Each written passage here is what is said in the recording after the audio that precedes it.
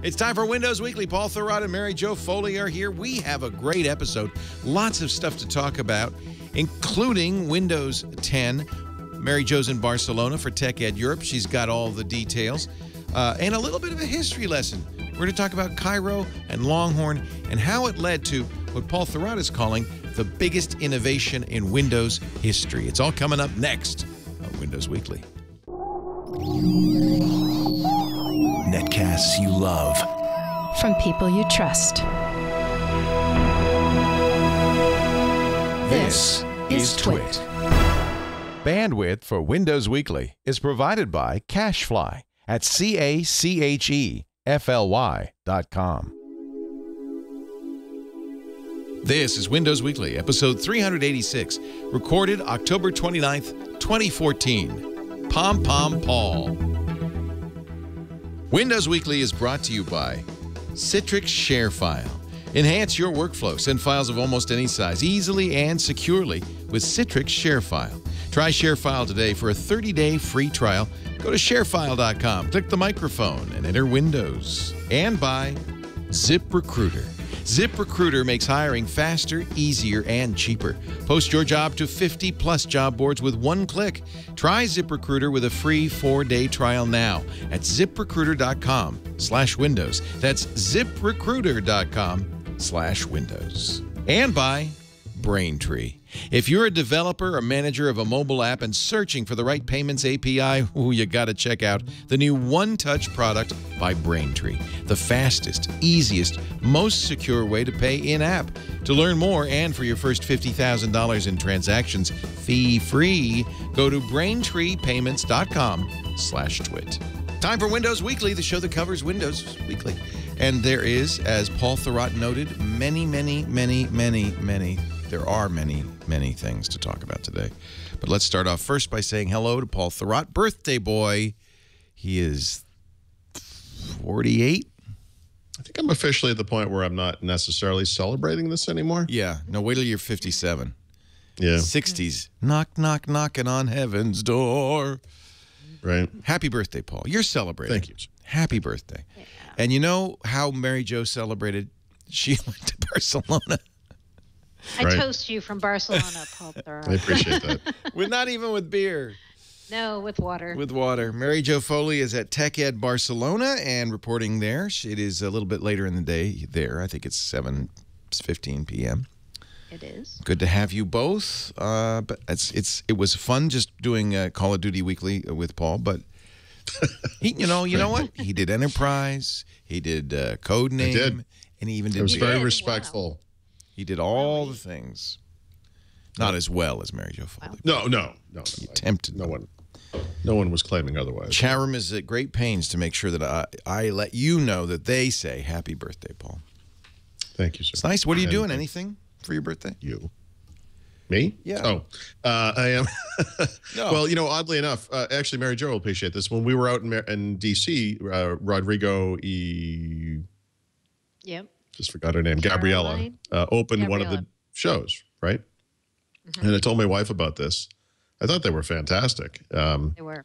Downloaded a bunch of their music, yada, yada, yada. And I said, we should get, see if they ever come by Boston, buy tickets, And so we did. And actually that's tonight, which, now that it's happening tonight, it's like, oh God, I wish it wasn't tonight. But so we're going to go out for sushi before that and then go see those guys. With Rodrigo? No, I'm sorry. No. Stephanie and I are going to go out. My wife and I. Not with Rodrigo and Gabrielle. I mean, maybe they'll be there. They could be there. Be nice. Got a double date. Yeah. Mm-hmm. Well, that's nice. I think you should do something. I know it is painful as you get older to celebrate. You don't want to celebrate. Don't want to call attention to it. No. I'm exactly the same way. And then I think it's actually how you were brought up. Mary Jo, in your family, were birthdays a big deal? Yes. Yeah. They were a big deal. Yeah. So it's always a big deal for you. And if somebody doesn't do something for your birthday, it's like you're let down. Yeah, it's true. Yeah. Paul and I obviously come from flinty New England by the way, stock. I'm not joking when I say this. I got up this morning in my usual, half-conscious state, walked downstairs, walked into the kitchen, and my family was exploded into this happy birthday thing. And it's like, what are you doing? And I thought it was tomorrow. Aw. See, so your family birthdays were not the big deal that they were in Mary Jo. Well, they're a big deal for some people, I guess, but I just don't. I don't know. Whatever. You can't buy me a present for my birthday. I buy everything I want. Exactly. What are you going to get us, geeks? You're not going to surprise me with some Honey, hidden I got awesome you an thing that I iPhone could have had. 5S. Oh, You know, thank you. I don't know. Here's your Nokia 1520. Yeah, I got one of those. Thanks. Thanks. That'll make two. Yeah. Yeah. What are they going to do? Get you a bow and arrow or something. Something you don't have. Right. Daddy, we thought you should take up archery. That's a good idea. No, all right, start seriously. running. Yeah, exactly. Yeah. Give him a I shot. bet you don't have your own beer growler. I bet they could have gotten Oh, that would have been good. What's that? A beer growler. an engraved beer Oh, growler. yeah, sure. You know, we were doing a web redesign. We're using a great little company out of Austin called Fort Kitchens, and we were in their kitchen. It's 15 people, something like that, web designers. They have a keg in their kitchen. Not just a keg in their kitchen. They have a refrigerator with two beautiful taps and up to two different kegs, two different beers in their kitchen. So the taps are like on the outside of the refrigerator. Yes. Yeah, that's nice. Wow. And they have software, some sort of Nexus 7 Android software that not only monitors the beer as it flows and tells you when you're out, it takes unflattering pictures of you All right, as so you're drinking. now I want to rescind my earlier statement. That's Actually, what you want. there is something you could get me that I haven't already bought myself. What's that? This beer I was fridge? the beer with the two kegs. You should have a 2-keg beer fridge. at least a 2-keg connection. The funny thing is, they said sometimes we get 2 kegs of beer, but sometimes we get a keg of kombucha and a keg of beer. Oh, Kombucha. nice. See, Mary I Jo love likes that. kombucha. I do love kombucha. Yeah, see? What is kombucha?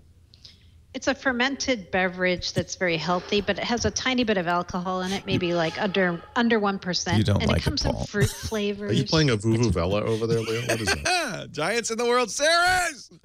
Uh-oh. Game 7! Sorry. No, it sounds like a vuvuzela being played in Barcelona. Yeah, I'm still in the convention center, and there's a lot of people moving chairs around. Oh. But I'm I trying thought that was like a Leo sound effect. Vuvuzelas and chair moving sounds very similar. I don't blame you. You heard it, It does. right? Oh, I did. Okay. Same Sounds here. I thought it was an I elephant. mean, I know I'm old, but I'm not. Poor Unless there's a Borregas. poltergeist thing happening. All right, enough small talk. Let's talk about tech ed. Actually, we have something before that. Mary Yeah, Jo. we have some late breaking news that's not in our show notes. News. Okay, Mary Jo. Well, it's not happy news. Uh-oh. It's bad news. But yeah, we just found out Microsoft's doing a third round of job cuts today. You know, they announced back in July they were going to cut 18,000 employees. The third cut is happening today. It's 3,000 people worldwide, mostly people in support functions for human resources, legal, sales and marketing, those kinds of jobs. Is it the and so- Nokia people or is it? No, they did most of the Nokia folks in round one. That was 12,500 people. Then they had a second round in September of about 2,000 people. That was across the boards like this. And this is round 3. They're almost done. They still may do a few more cuts early next year, I'm hearing, but they're close to being done now. Yeah, so not happy. I mean, but they knew it's they happening. kind of said it would drag out like this, right? This is Yeah, not- they did. They did say that. It's happening in waves, which is tough morale-wise, but Yeah. they, for whatever reason, decided to do it that way. Have they said you? So you say you think one more round? I think if there is a last round in early 2015, it won't be very many people because I was adding up how many they've cut, and they're close to the 18,000 they said they were going to cut. There's nobody left. There's nobody left. Oh, there's a lot of people left. They still have a Yeah, very yeah. large workforce, even after these cuts. This is what you do when you're a big company, and you change what you make and you change what you do, and some people are excess. Yep. So yeah, that's happening today, right as we are podcasting. In Yeah, fact. I'm sorry to hear that, but Yeah. So you wanted to get the bad news out of the way first. But yeah, this is it. Layoffs happen. Somebody in I'm the not chat saying room that just casually. says you'll know they're done with the layoffs when they lay off the people who laid off the people. Yeah, pretty much. Then they're done. Yep. Oh, That's black humor, folks. We're not It thrilled. is. But No, we're not gloating at all. I hope because everybody layoffs are got happening. good severance packages and finds another job quickly. Yep. So you're in Barcelona for Tech Ed, which on the one hand, people might say, well, that's a long way to go for Tech Ed. On the other hand, one of the great cities in Europe. Mm-hmm. Yep. Mm-hmm. Yep. Yeah, I always wanted to go to Tech Ed Europe, and so I did end up finally getting to come, and this is the rumored last Tech Ed Europe. They may be changing their format for doing this kind of an event going forward. So it's nice to get to come to my first and last Tech Ed at the same time in Europe. Do they do it in English? Big. They do it in English. Most of the speakers are from Redmond or partners of Microsoft who are from English-speaking countries. Right. But the delegates are from everywhere, the people who are at the show. It's very, very international. Yeah. You hear every language being spoken pretty much in the halls. So it's fun. It's fun to get to meet all these people who, they're Windows Weekly watchers too, but we don't always get to meet them at Tech Ed US because most of them wait and go to Tech Ed Europe instead. Yeah, so we're at the Fira Europa, which is the big convention center here in Barcelona. How many people do you think are there? I think about somewhere just under 10,000, so fairly big. Wow. Yep. And what have you learned? I mean, is it it's stuff you already know, or is there new condense everything you've learned down into about, I don't know, a minute and a half? Yeah. Just about that much. What do you think? Yeah. So I'll tell you how they kicked off the show, which is interesting. They had a keynote whose two main speakers were Joe Belfiore, who is on the Windows team, and the other speaker was Jason Zander, who is head of engineering for Azure. So that should tell you right there, there was Windows 10 talk at the show, and there was a lot of Azure talk at the show. Those were kind of the kickoff themes. They talked about some new services they were launching on Azure this week. They had a new batch service, so like batch processing, but in the cloud, that a lot of people were very interested in. It was funny. They were like trying to make batch processing really exciting with demos. That's kind of hard. Were there any paper cards? Kind of Just to give there the were visual. no paper punch cards. And they also talked a lot about Office 365, as you might expect. And they had some interesting announcements there around things they're doing to add some of the Windows, no longer called Windows Intune, just plain old Intune device management capabilities to Office 365 directly, which is pretty interesting. So the theme is a lot of stuff about the cloud, a lot of stuff about Office 365, and then some of the sessions here are digging into the stuff that IT pros really care about, which is the next version of Windows Server and the next version of System Center. There's a lot of talk about Hyper-V and all those meaty enterprise topics that IT pros love. So that's kind of the gist of what's going on this week here. How's that? A short, excellent, nice summary. Yep. Yeah, Windows 10 was interesting because, Joe Belfiore got up there. He admitted, most of what I'm going to tell you guys isn't brand new. If you've been following Windows 10, you've seen that we launched the first public preview. We had an update to that. But then he got up there and he demoed a couple of very minor things that were new, like the ability to snap apps side by side in multiple monitors, not just move the apps between the monitors, but actually snap them. He said that would be coming in an update at some point fairly soon. And he also said this at the end of the keynote, that Continuum, that new capability where if your keyboard's connected or disconnected, the operating system just knows and it acts appropriately. That will be available to people who are in the Insider program either by the end of this year or early next year. So earlier than a lot of people thought. And he talked about in-place upgrade, that Microsoft's really working to make it easy if you're on Windows 7, Windows 8, or Windows 8.1 to just upgrade in place to Windows 10 when it's done. And that you're not going to have to reinstall your apps, they think. Even your Win32 apps, your modern apps, that they'll just carry over. And that your settings and files, data, everything will carry over. That's their goal and what they think they can achieve by the time the operating system's done. So that's good. So we learned a few little things like that about Windows 10, but nothing startling or huge that those of us who are following it very closely didn't know. Yeah. Yeah. Yeah. Are you glad you went, though?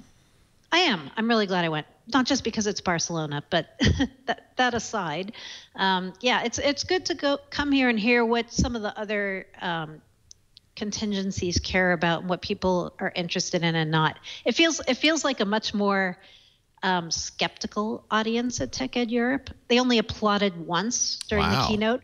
You know what they applauded for? What? This is funny. Command prompt in Windows 10. That got like rousing applause. It did. The presence of a command prompt in Windows 10? They were showing those new capabilities that we saw, cut and paste inside the command prompt and all that. They really loved that. That was a crowd pleaser. We've got a really good terminal program this time around. This has happened in the past. Remember when Microsoft did Server Core? The first time they shut off that, which is, again, just a command prompt interface, basically. The TechEd audience at the time, whatever year that was, exploded into applause. Yeah. We'd like things to be difficult so normal people don't do them. Yeah. Wow. Yeah. Okay. Yeah, that's right, because then it's job security for the geeks. Sure. Yep. Yeah, they tried to, they were trying to show the IT pro audience things that they thought they would really like. So they focus, on things like security, Azure single sign-on for Windows 10, all the things that they would be more attuned to than, just the pure start menu or something about tiles. So, yeah, they were appealing to that kind of an audience, so they really focused on that. Although, it's maybe notable because TechEd US was the same. No major on-prem server announcements at the show. I mean, I'm sure there were sessions or are sessions. There are, yeah. But, just as with TechEd in the US, Azure, Office 365. Yep. Interesting. Yeah. I got to talk to Mike Neal, who's one of the main guys on Windows Server here. And we talked a little bit about what they're thinking around cadence for Windows Server. That was kind of interesting because, they're building the code base right alongside the Windows 10 client folks, but they're not going to update the Windows Server code base as fast, obviously, because who wants their server updated every few weeks or days? He told me that the next preview of Windows Server for people who are in the test program should be sometime early next year. So that's around when we think the consumer preview is going to come out. So that's actually very fast for Windows Server. Yeah.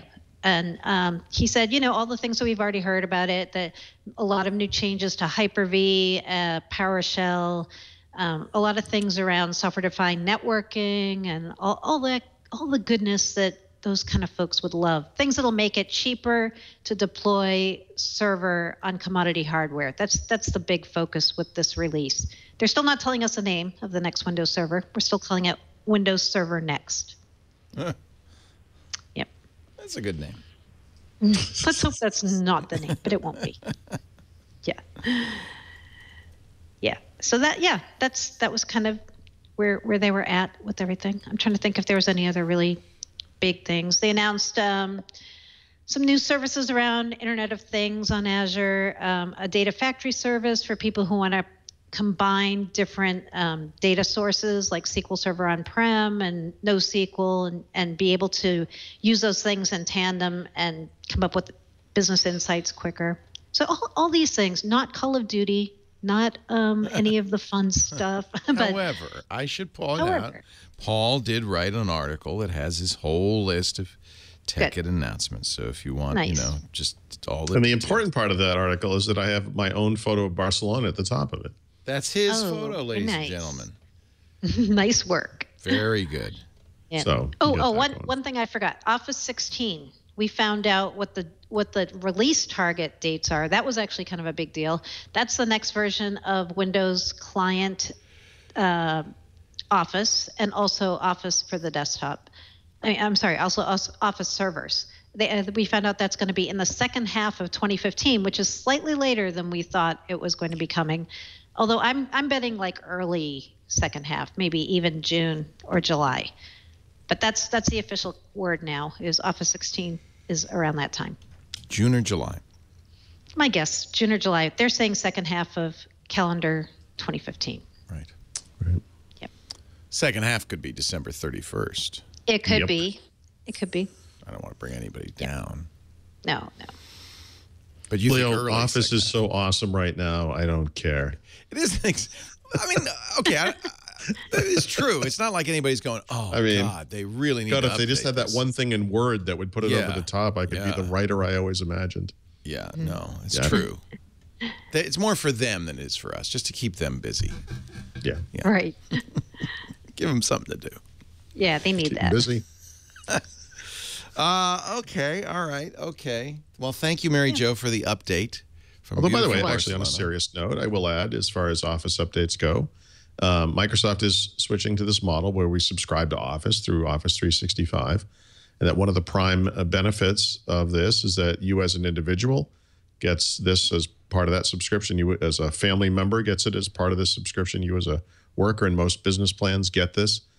And, you know, the benefit there is really that you keep getting updates and new versions of the software as they come out. And if they don't ever put out a new version, I mean, it does kind of undercut the benefit of Office 365. I think they would argue that they've been updating the software as we go along and that, you know, this notion of a new version isn't necessarily so important. But I think the thing Microsoft needs to remember right now is that we still think this way. And so I think Mary Jo pointed out in her article about Office 16 that the current version, Office 2013, came out 2 years ago this month, or was finalized 2 years ago this month. I mean, that's kind of the normal time frame for a version of Office, 2 years. You know, late next year is kind of stretching it a bit. Yeah, I think I'm betting mid-year because, you know, they're having that Ignite conference in May, right? And they're going to have some of the people who are connected with Office speaking there. So it'd be a good time to say, hey, we're done with Office. It's going to be out next month. Boom. Right. Let's take a break. When we come back, Azure. The rest of the stuff. The rest of the stuff. We have literally gotten to point 1 of 22. Yeah. That's where we're at. There's a lot. Basically everything. Windows 10, Surface Pro, Office. We kind of did a little bit more. You get more Office. You get Mac like Office. Yeah, I want to know what Mac Office is going to do. Yeah, Windows Phone, Xbox. Paul and I, before the break, we're talking about, the new game, Microsoft Studio game came out yesterday, Sunset Overdrive. Not Paul's thing, because it's not Call of Duty. But I love it. It's fun. It's reminds me a lot of, and I can't remember the name of it. There was a great Xbox game where you were riding on wires. It's going to be Crackdown. It's not Crackdown? No. It was kind of a cartoony game. What was it? The chat room will know. It was kind of a cartoony game, and you're riding on wires and jumping and stuff. It wasn't quite a skateboarding game. It took place in Tokyo. Maybe it does look a little like Crackdown. That's not unfair. Jet Set Radio. That's right. Jet Set Radio. So it's kind of like that a little bit, except you've got guns. And there's mutants who have, these mutants have swallowed some energy drink that has turned normal people into mutants that want to eat your head. Yeah, I mean, at least there's a plot. See, I missed that part of it. Oh, there's quite a plot. And then you have to run around. You meet some guys. They're tough. You have to get first, before even the opening credits, you have to get back to your apartment. It's actually quite fun. Nice. Jet Set Radio was a really great Xbox game way back when. And if you liked that, you'll like it's this with guns and enemies. You're not doing graffiti anymore. You're shooting at people, but you can jump and bounce, and you can skitch, and you can ride stuff. It's really kind of fun. I'm really liking it. Quick action game. All right. Our show today brought to you by Citrix ShareFile, a must-have tool in business, because in business these days we're all sending email attachments, are we not? I mean, that's a good way to work. I understand that, although I have said for many years, do not do that, because attachments are how viruses are shared, and there are other reasons why you might not want to. If you're a physician, obviously, you're not legally allowed to email patient records or private stuff. Similar regulations govern the financial services industry and so forth. And you've got to pay attention to privacy. You've got to pay attention to the fact that frequently attachments are targeted at businesses. They look like they came from somebody you work with, but they contain viruses. That's a problem. And then there's a simple problem of bounce back. We're sending giant spreadsheets, but also PowerPoint presentations rich media. I send audio to the radio stations every week. In fact, I'll be doing that today. I'll be recording commercials and bumpers and stuff. And there are a couple of problems that come up for me. One is I don't want to send email attachments, especially after I've been saying don't use email attachments. Two, they're very large files, hundreds of megabytes often. Three, the people receiving them are not super techy, right? So I can't just say, oh, yeah, I put it on a share on the cloud. It isn't going to work. In fact, I used to do that, and they would, get the file and then erase it. And but people need that. Oh, it's taking up space. I don't want it. So that's when I switched to ShareFile, and I've been loving it. ShareFile makes it very easy. First of all, you're not sending an attachment. If you use Outlook, it will look just like you are. They have some really cool tools that make Outlook look just like it's sending attachments, but it's not. You're sending a secure link. When they click on that link, that HTTPS link, they're going to go to a page that looks just like you own it. It's got your logo on it and a very simple big box that says download. They don't have to have an account to do this. It's easy for them. All they do is click the link and they get the file. You control it, though. For instance, first of all, it's not going over the public internet. It's encrypted, so you don't have to worry about privacy. It is HIPAA compliant. It is SEC regulation compliant. You can control who can get it, for how long they can download it, how many copies they can download. That's really nice. I use that all the time because the ads I send them are good for 1 week, so I make sure they expire after a week so they don't accidentally get the wrong one. That is so slick. You can also request files. If you're an attorney and you're looking for images from your clients or paperwork from your clients, you can request files, and it makes it easy for them to send it. I want you to try Citrix ShareFile right now. You could securely share, sync, and store big files. By the way, with their mobile apps, you can actually get to your ShareFile data, send files from there, download them, email them. It's very, very simple. Sign up today for a 30-day free trial. Visit sharefile.com. If you do me a favor, when you're at the front page, there are a number of big green buttons that say, start your free trial, blah, blah, blah. There's one we really want you to click, and it's right at the top there. It says podcast listeners. See that? When you see the microphone, click that link and use Paul and Mary Jo's offer code, which is Windows. You'll be showing your support for Windows Weekly, and you'll be getting 30 days free. You don't need a credit card, no. And you do pick your industry so that they can customize it, and you'll be very pleased that you did that. Sharefile.com. Click the microphone at the top of the page. Use our offer code Windows. Paul Thurrott, Mary Jo Foley, Windows Weekly on the air. We continue on now with the cloud. To the cloud. They don't do that ad anymore. I actually loved that. And then the computer would appear and to the cloud. Microsoft turns cloud storage into, this is interesting. I like this, into a feature, not a service. What do you mean by that? I don't know. No. You wrote it.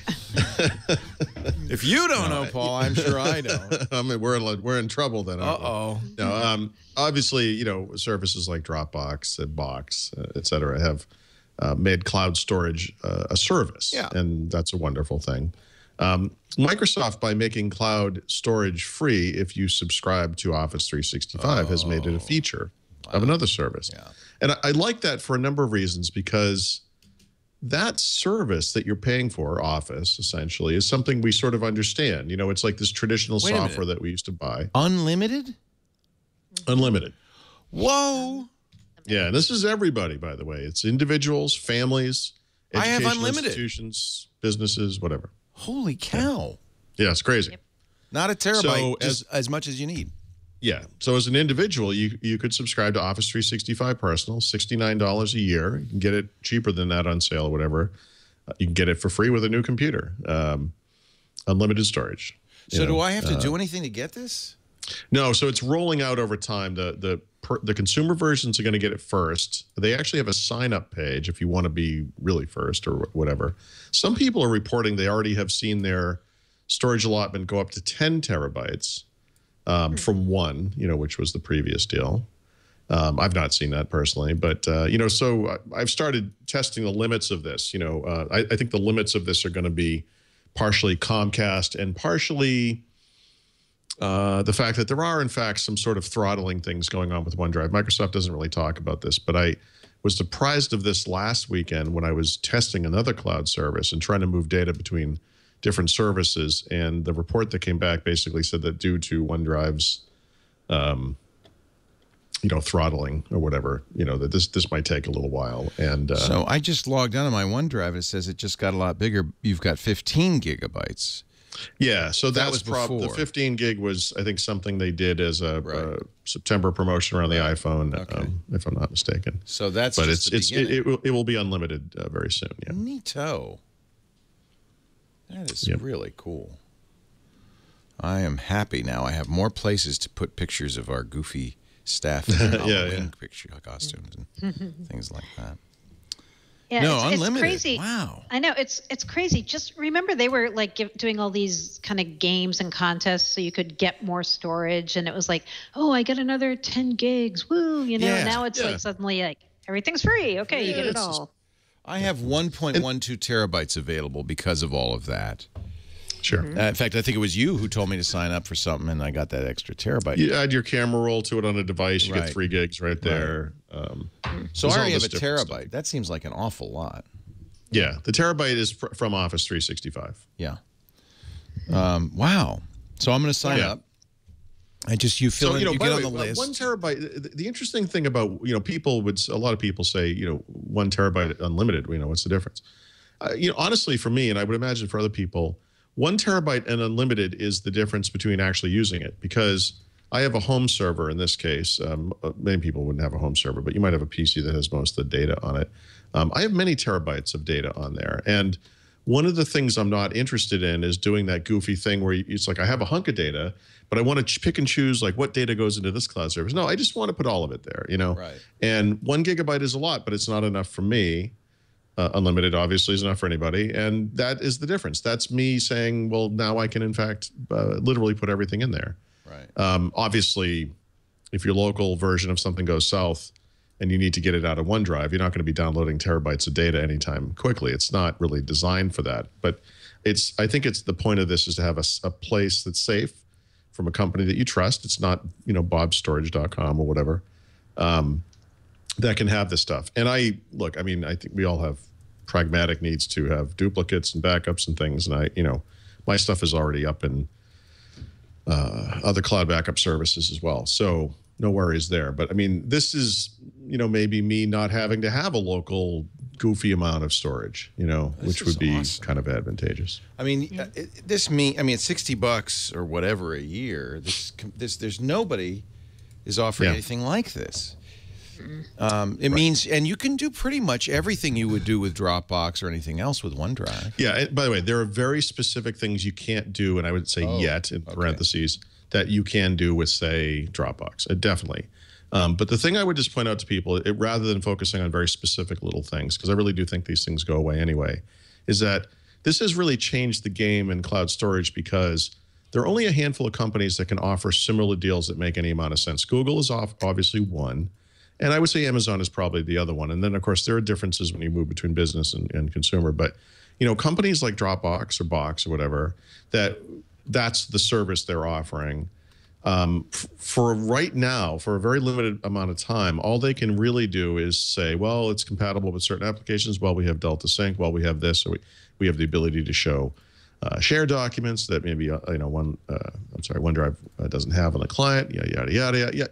Yep. There are very specific things, but I think over time it goes away because Microsoft just made cloud storage a commodity, and really it's relegated this to the big, and by the way, trustworthy players when it comes to this kind of thing. And I think there's a natural consolidation there, and I think for people who need to create content, Microsoft is a trusted player, an understood entity. We've been dealing with them for years. We like Office. We use Office. No-brainer. It becomes a no-brainer. Yeah. I mean, it's worth it for me. For so many people. Yeah. Just for the storage, and so it's almost like you get Office for free. That's great. Yeah. And by the way, as a little tip, and I don't have a tip this week, so maybe we'll throw this out as just kind of a tip. This is something I've done. You can buy Office subscriptions on like a little credit card sized piece of cardboard in the store, like it's Right. hanging on a hook, right? So it's $99 typically for the family version, $69 for the personal. If you buy 2 of those or 3 of those, and you go into your little Office 365 dashboard for home, for Office 365 Home or Personal, you can apply those codes, and it just pushes your subscription out. You can stack them up for a couple of years if you want. So if there's a sale, and you get Office 365, for $49.99 or something, buy 2 and push it out 2 more years. And if you have a smartphone, you should have OneDrive on there because you'll upload your pictures there. And Yep, everything in one place. yeah.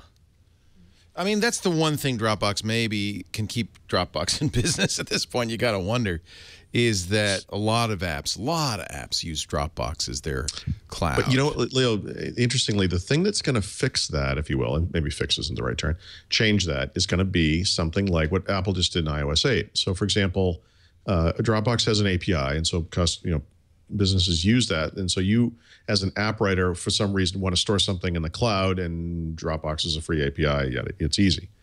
But what would you rather target? Dropbox using Dropbox APIs, or every single storage service on Earth using Apple's APIs Right. in the OS? Right. At that point, OneDrive becomes an equal player. Now, that's only iOS, I know that. But obviously, Android, I don't know how Android works. I assume there's something similar in Android. And if not, Microsoft has APIs for OneDrive, obviously.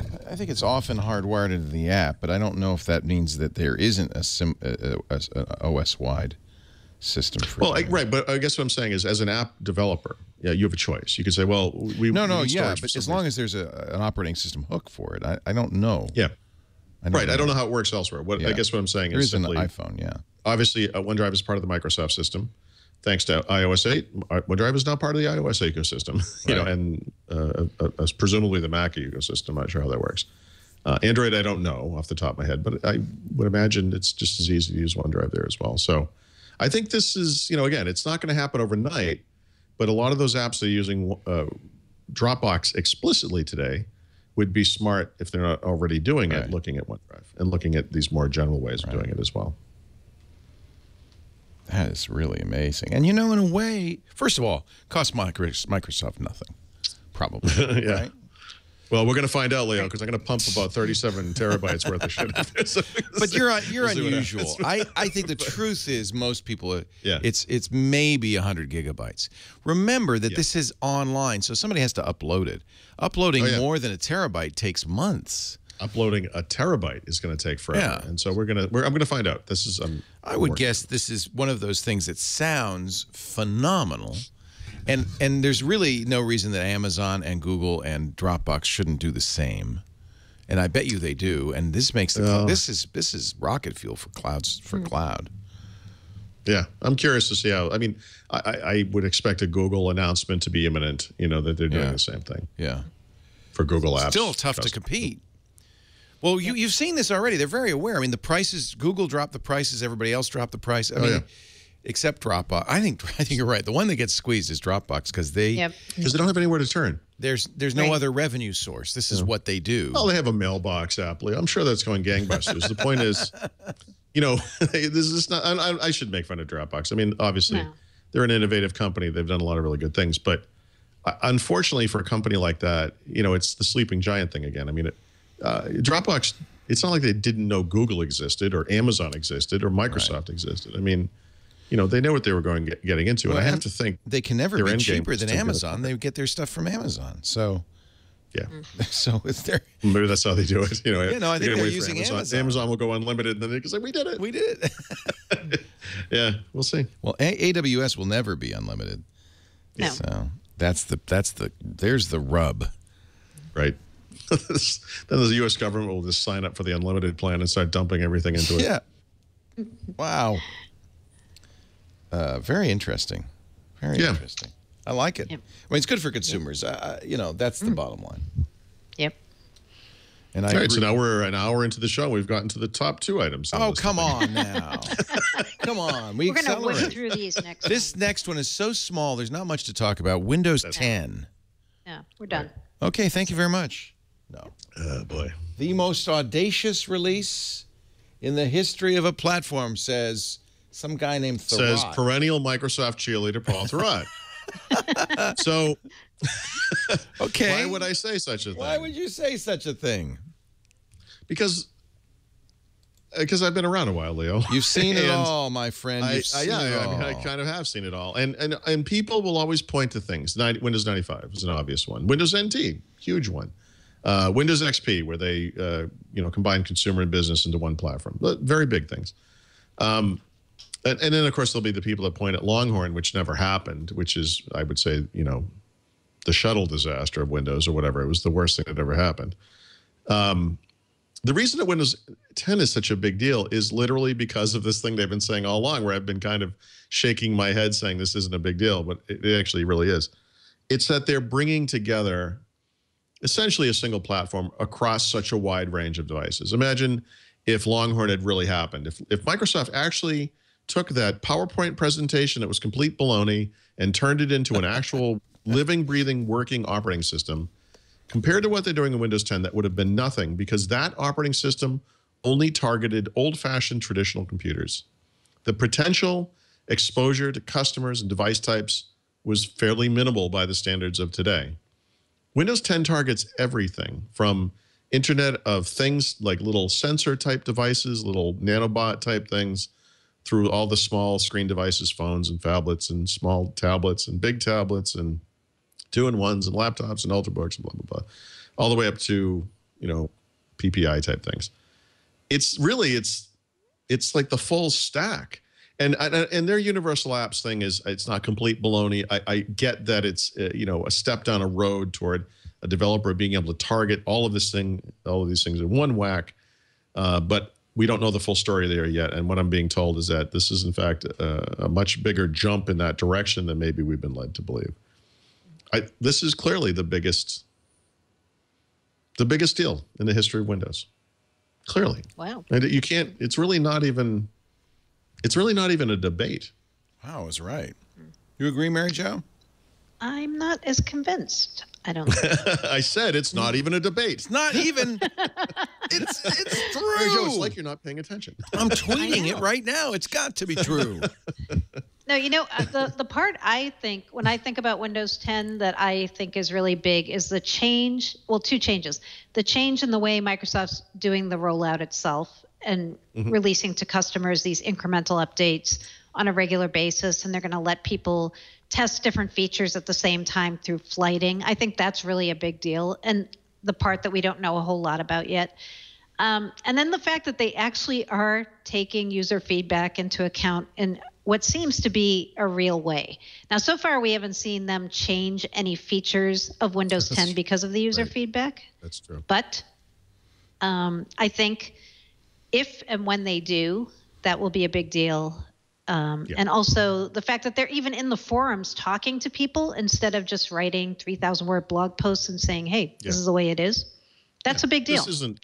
This isn't just like a different team of people or a different company. It's like a different species, But by the way, I think the important point, though, is a lot of, I write this thing and a lot of people are like, oh, Paul, put down the pom-poms, But it's not, no, it's not about like, oh, they put a start menu back and you're doing like a dance, like a touchdown dance in the backyard. No, it's not about like a desktop, laptop version of Windows. Like this is, on that note, Windows 10 is just another version of Windows. I mean, it's, any version of Windows is a big deal. But my point is that it goes out, Microsoft has to address the market for these other things, and so you have Windows Phone, which was not Windows, not really, not the first version. It's like this other thing, if they can make these things all one thing, if you will, one platform, addressable by developers and in a simple fashion, that is in fact a really big deal. It's a really big deal. Yeah.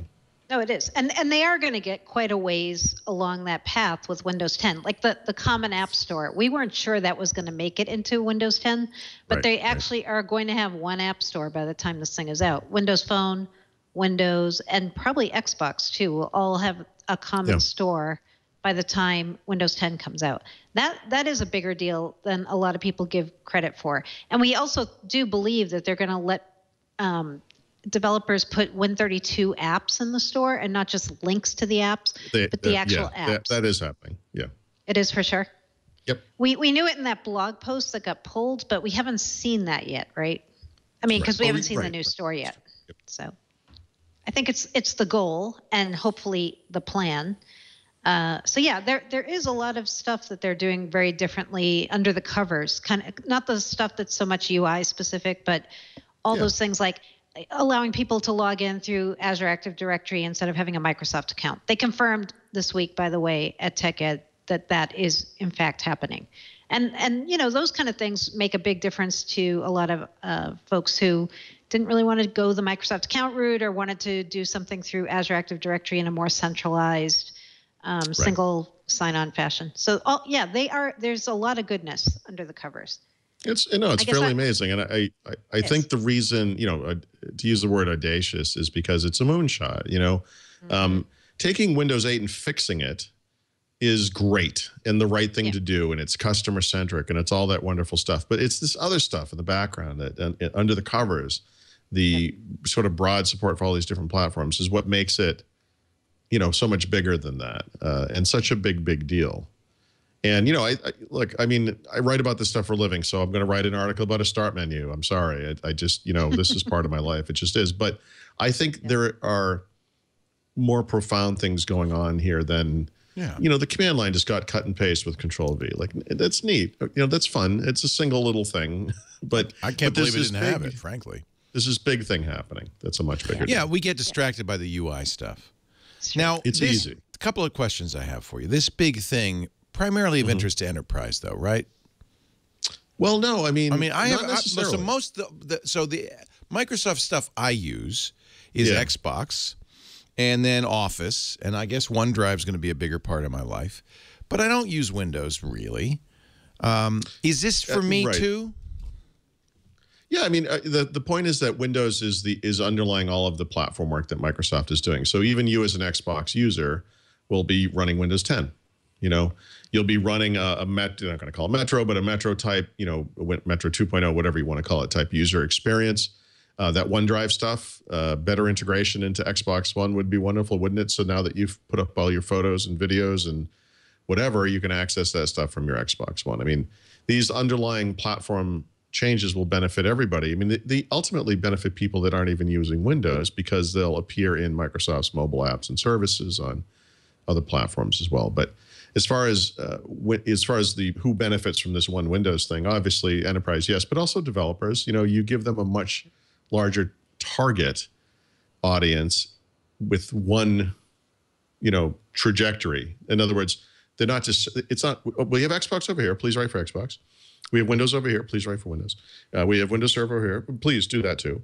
We've got this crazy Windows for the Internet of Things that we haven't really named yet. And please do target that as well. Well, how about target all of it at once?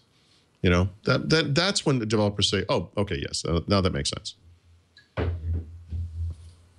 So I think this is the big not the biggest tragedy maybe, but maybe the biggest tragedy of Longhorn is that's when Microsoft lost developers. That's when it all happened. And that was the whole chicken egg problem right there. They kept changing it and changing it and changing it. And by the time it came out, it was too late and they had moved on. And no one was listening anymore. And this is a chance to kind of get them back with a vision that I think actually makes sense and isn't just arbitrary. Whereas, Windows 8 was kind of arbitrary. Look, it looks like managed code. It's not, but don't worry about it. What? Right. I mean, it was kind of and that doesn't go away, unfortunately. But I mean, a single developer environment, a single target, I don't want to call it a single SDK, but a single set of SDKs, a common platform is, I think, a big deal. Mm-hmm. I'm intrigued by this. Yeah. I think this is the kind of thing Microsoft needed to do and it must do to survive or at least continue going forward and succeed. I think it's the right direction. How did this happen? That's right. Well, who had can we say Satya Nadella, or is this a Steve Ballmer? I mean, obviously, it must have begun years ago, right? So actually, by the way, I don't know, Mary Jo, did you watch the Charlie Rose interview with Steve Ballmer? No, did you see I this? just read excerpts from it. Yeah, it was very interesting. There were not a lot of apologies there. He does agree that Longhorn distracted them, but that there was not much that they could have done about that. and that they lost out on mobile as a result. By the way, another fallout from Longhorn. He was there in the Longhorn era. What was he doing? He was the CEO. Yeah. Yep. Oh, Ballmer. But what he blamed it on, by the way, was sorry, I'm thinking Bill Gates was Ballmer. Yeah. Bill Gates had been #1 and Steve Ballmer had been #2 for the previous 20 years or whatever. They switched jobs essentially. They didn't switch jobs, but they switched positions. So Ballmer became CEO, and then Bill Gates was essentially, reporting to him. This didn't go over very well. They lost a couple of years to this. They argued all the time. And that's when Longhorn happened. And he said, it's not exactly why Longhorn. It's not like the why, but it's a big part of how that kind of thing happened. Ballmer said this, that we argued all the time? Yep. It was wow, I've got to watch this. You have to watch this. Yeah. And so, basically not to give any excuses for it, but this is what happened when they were both just too distracted. And obviously those things calmed down and they moved on. And they fixed Longhorn eventually or whatever, but the damage had been done. Mm-hmm. Would you explain? There are some people in the chat room, younger people. Oh, Charlie Rose's, yeah. No. So Charlie Rose is an old. What Longhorn is? What was Longhorn? What Longhorn is? And it sounds like Longhorn was a similar moonshot. Yeah, I mean, I would say Mary Jo probably would agree with this assessment that there were two primary moonshot type things that didn't happen at Microsoft. One was Cairo, and the other one was Longhorn. And Cairo was object-oriented programming. It was kind of I don't want to call it a response to Next, but it was a response to the same market or industry forces that kind of Next was dealing with at the time, that Telligent was dealing with at the time. The Apple, IBM, whatever that thing was, which was object orientation, right? We were going to have an object-oriented file system, or not files, an object-oriented. Well, I guess platform, that was going to have a database. File system too, yeah. Object file system, database backed, relational databases, yada, yada, yada. Yep. Complete car crash. It was horrific. It was a brilliant, it was well motivated and a brilliant idea. It was modeling the computer system on the way the real world works, and it was to solve a very big problem in the computer industry, which was that code was all mushed together and interacted with other code. And if you could just make everything discrete building blocks, the sky's the limit. I think the thing that came, right. So the real world result of that work was Microsoft did add componentization and component technology to Windows, right? The notion that you could build a software component in any programming language and then access its public interfaces from another component using any language, right? I mean, that is at a very basic level sort of what they were striving for. I mean, it was nothing like the elegance of, what they wanted. But, I mean, they, COM and ActiveX controls and DCOM and all that stuff kind of, came out of that sort of. But, the point is Cairo crashed and burned. Longhorn, very similar effort. I mean, I think, by the way, that whole movement that you talked about. Ultimately, yes. Yeah. Well, because that kind of software tends to be bloated and slow, and all the things you were trying to solve, you can solve through object orientation, but you also lose things on the other side. So it's kind of a trade-off. It's a little bit of a disappointment. I remember very well how exciting that time was, and. Yeah. Remember information at your fingertips and that whole thing. That and WinFS, that was a Longhorn plug and play thing. Is built is this. All of it. There's a lot of, it's like a comet or an asteroid hitting the atmosphere and then it falls to Earth in a million pieces. I mean, there are little things that come out of it, but you don't get that that solid body. So that was the Windows 95 era that they were doing. So Windows 95 featured a kind of a basic version of what we thought might be the Cairo user interface, right? And there were attempts. We forget this stuff. Windows 95 was like kind of a document-oriented UI, right? The idea was that you would not launch. Everybody was doing this. You would launch documents or something, and that the app would launch, of course. But you would think of it that way. That's why we have My Documents folders. Right. There's a lot of document-centric computation. It's hard now to remember because this stuff has changed so much. The virtual folders that, by the way, are hidden in Windows 8 but are still there are now out in the forefront again in Windows 10. Were in the forefront in Windows 7. Were in the forefront in a very different way in Windows Vista. Also came out of this stuff. That's an artifact of the database, relational database file system that never happened, WinFS. A way to implement something that could have been elegant in a less elegant way. And we're really getting off into the woods here. Sorry. So okay, Longhorn now. This is Longhorn is what, XP Longhorn was era? an attempt to kind of regenerate this kind of ideal, and I think through Windows Vista ended up being Longhorn. So they were going to do Vista XP was out. They were going to do Longhorn, and they were all excited. And we're going to a new object-oriented file system. Yep. WinFS, managed code, hardware accelerated graphics, all this stuff. Yep. So the problem, by the way, we're still suffering from the after effects of Longhorn. Windows XP just went out of support this year, because of Longhorn. That's an operating system that should have been exercised from our consciousness 5 years previously. Wasn't, because Windows XP was the current OS when Longhorn was being developed, and they had to keep extending support because there was nowhere to go. Longhorn, it was not happening. The gap between Windows XP and Longhorn and Vista is the longest gap in the history of Windows, even if you account for such things as Media Center Edition and Tablet PC Edition and SP2 and all that stuff. Longhorn was more of a problem because they were more public about it. They faked it. They actually did all those awesome demos that we saw in 2003. Not Longhorn. That was fake. It was all fake. And everyone got really excited about it. And then they dumped this lump of crap in our lap that had nothing to do with what they had just shown us. And some people are thinking, there's people in the chat room saying, oh, no, but that's Vista. But no. So what happened is it's not Vista. They cut it off. Yep. Right. They said, whoops. By the way, Vista came together in 1 year. Vista, they literally, this is great. You can read this story. Jim Alchin basically walked into Bill Gates' office and said, yeah, it's not going to work. And by the way, speaking of componentization, the way that this thing was being developed at the time was they had hundreds of groups out doing little parts of Vista or Longhorn at the time. Then they would bring it all in and build it. And it would, hopefully it would compile and it would work. And guess what? It never compiled, never worked. These things did not work together at all. And so this whole componentization thing, at least in this sense, was a disaster. And he basically had to walk in and say, we need to start over from scratch. And so Vista is a separate thing. It came together in 1 year. There were little baloney pieces of it that maybe seemed like they came out of Longhorn, like the sidebar, which had nothing to do with Longhorn.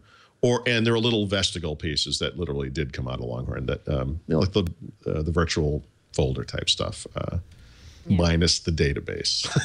Yeah, like we're going to do indexing on the file system, and we're going to fake it. Once you abandon WinFS, a lot of the benefits accrued from WinFS.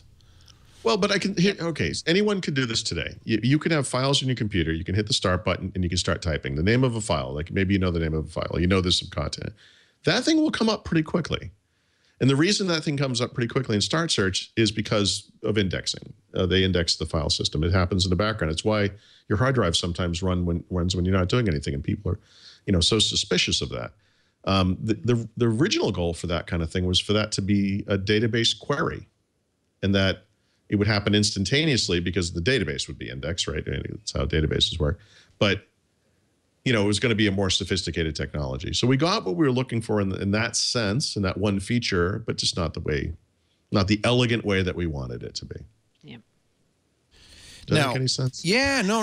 I took you down this road, but I'm just doing this off the top of my head. People don't remember. Yeah, but you were there and you remember it. And to my knowledge, this is exactly what happened. And I think people don't remember it. And I think people are frankly very interested because you've said Longhorn. So this was a very ambitious, from my perspective, re-architecture. as a Windows guy, Longhorn, before I understood it was fake, was the high point. That day, I agree. That demo. We're all looking for a new paradigm. No, it was like a cult experience. Yeah, I know. Everyone was walking outside, high-fiving each other. Yeah. This is the future, we win. And it was all a lie. This was really the beginning of the end. It was before we learned as young tech journalists that it's easy for a company to promise. It's very hard to deliver. It's like the Seinfeld joke. Anyone can take a reservation. The trick is keeping the reservation. But I guess what I would say is I don't think Microsoft had ever done that before.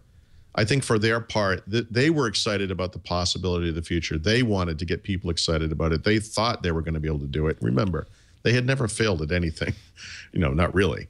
And they were literally on top of the world. And I think that they thought they were going to do it. Yeah. I don't think that the intention was not to deceive. Of course they did. The intention was to show off the excitement that they had. And as you pointed out, Apple did the same thing with Pink and with Taligent. Yes. We thought they were going to put ZFS in OS 10. Yep. This is nothing new. Every company sees this as a document-centric way of doing business. It makes sense.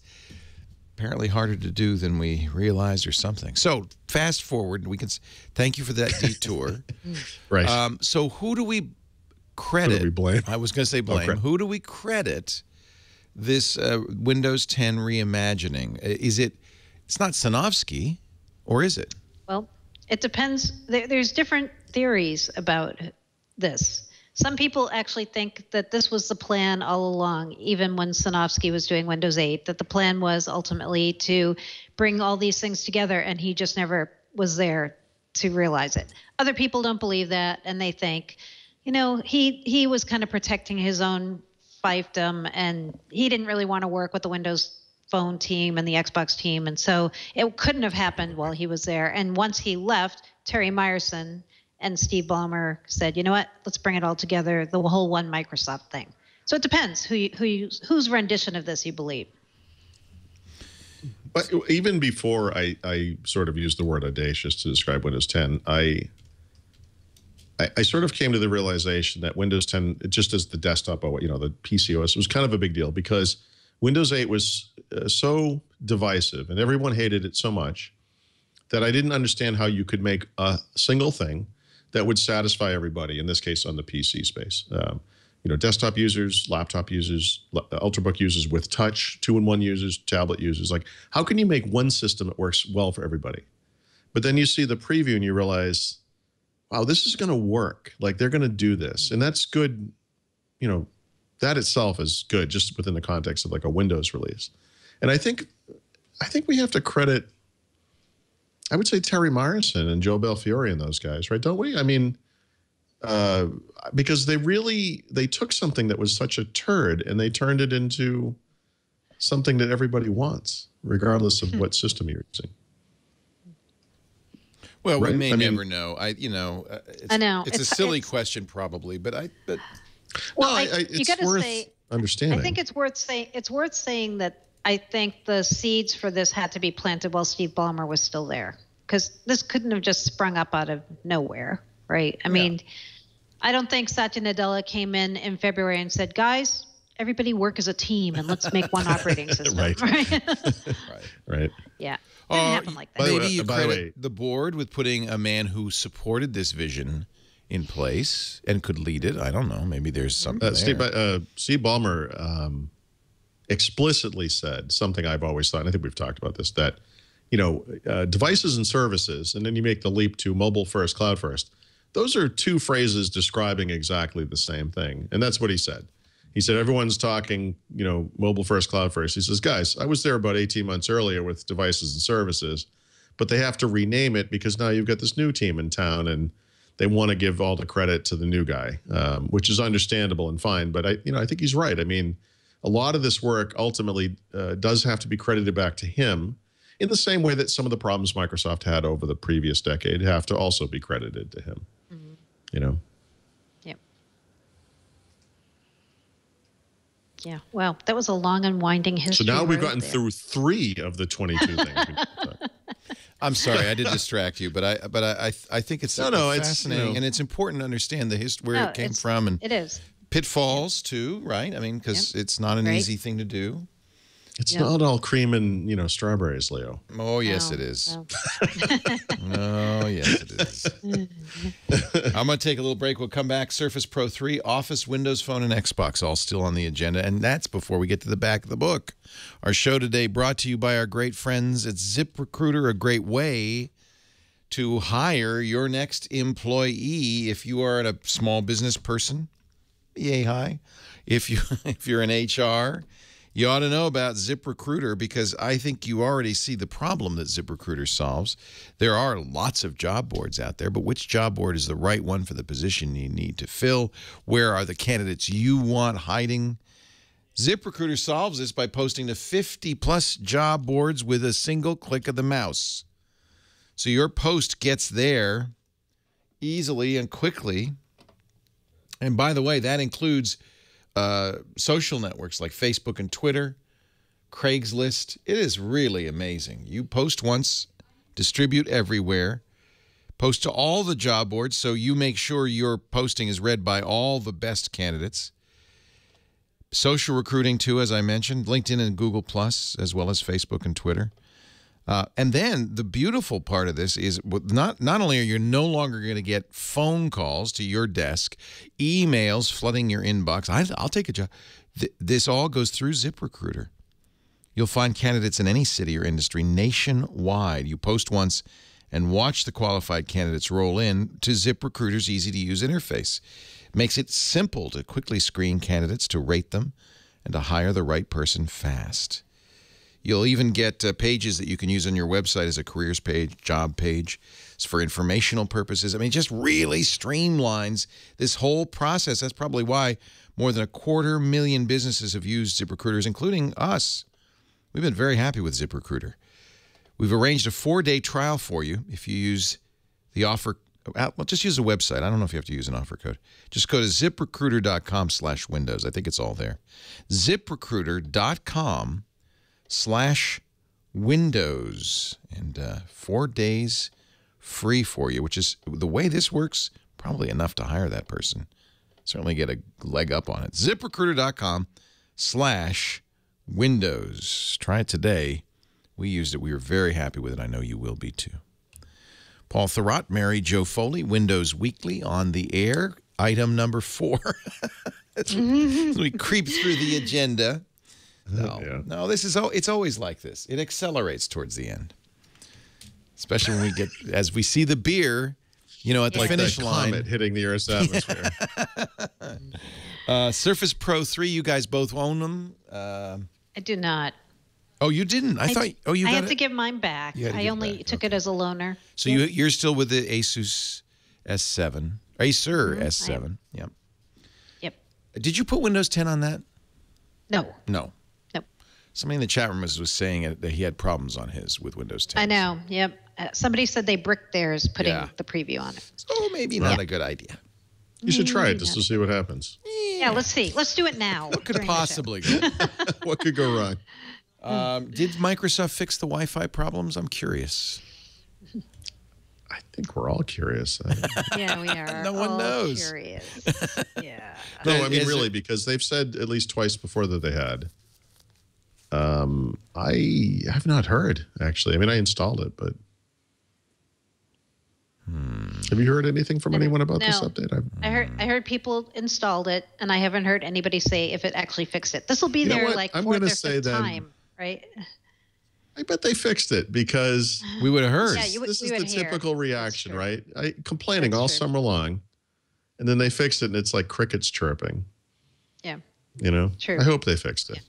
I hope so, WB Height in the chat room says, I've had no Wi-Fi issues since the last firmware update. Okay, good. There you go. Good. That's one. Yep. That's great.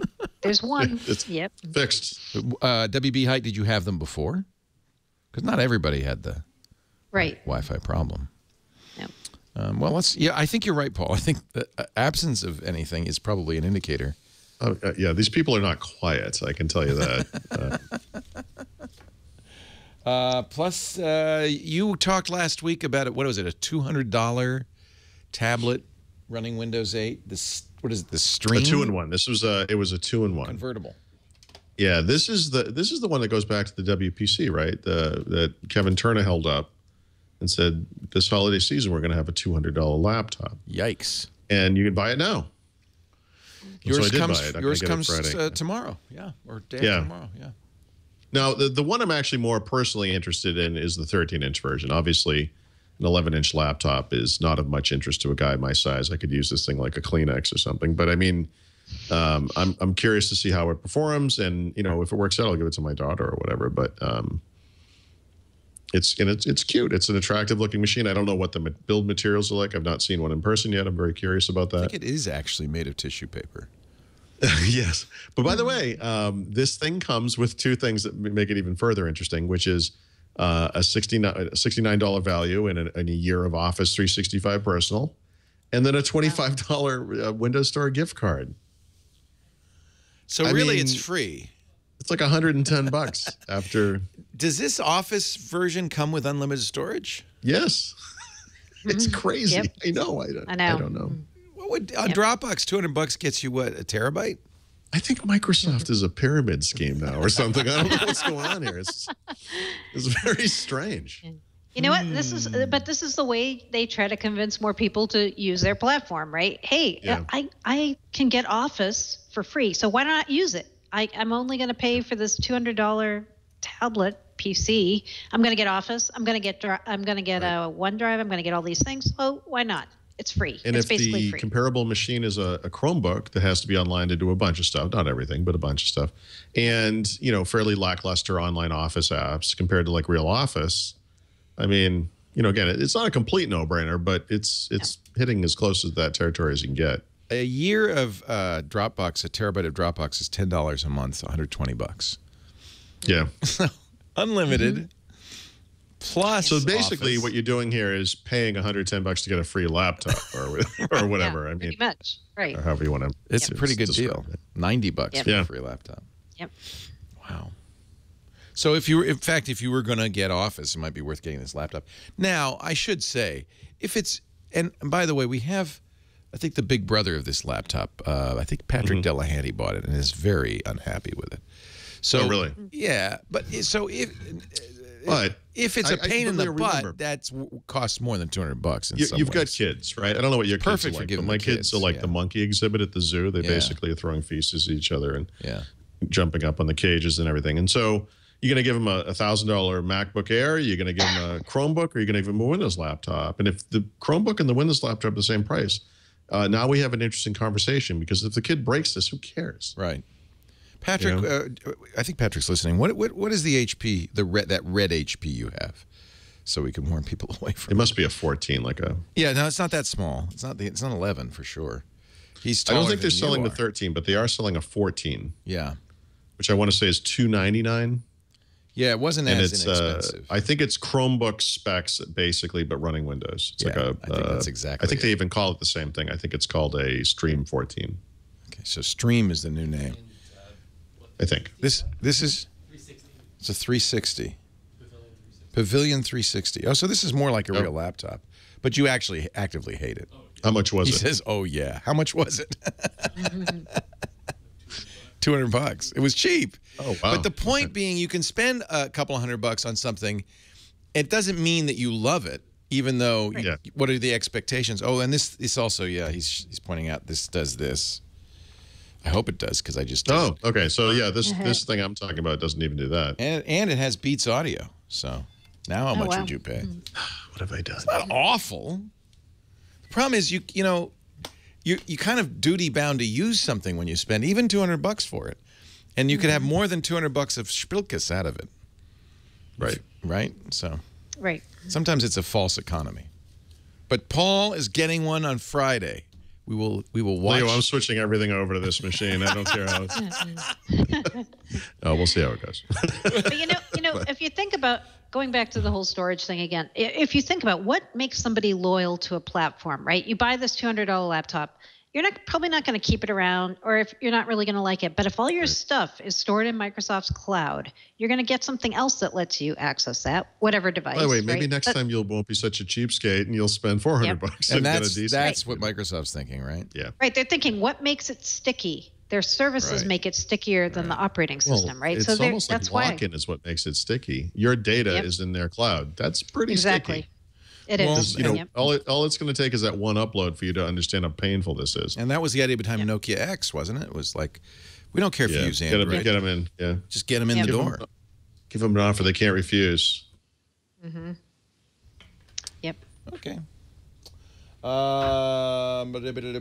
Okay, Office. Office for the Mac. Am I getting that sometime? Updated someday? You are getting that sometime. Yeah. So, we already talked about Office 16 and how that's coming in the second half of 2015. But there have been leaks this week of screenshots from the next version of Office for the Mac. I asked here at the show when that might be coming, and I heard we're going to hear news on this soon. So I'm betting there's a preview of the next Office for the Mac coming out very soon, if not the actual product itself. I'm thinking they probably would do a preview. I think we're due, because I'm looking at my Word, which is up to date. And while it says Microsoft Word for Mac 2011, it's copyrighted 2010. This is a 5-year-old piece of software. It is. It is. I think it was Mac Rumors who had another thing that they claimed was a real timeline, and it showed the next Office for Mac being out in very early 2015. So if that's true, I'm betting there'll be a preview around now, and then the final code early 2015. So it's very close.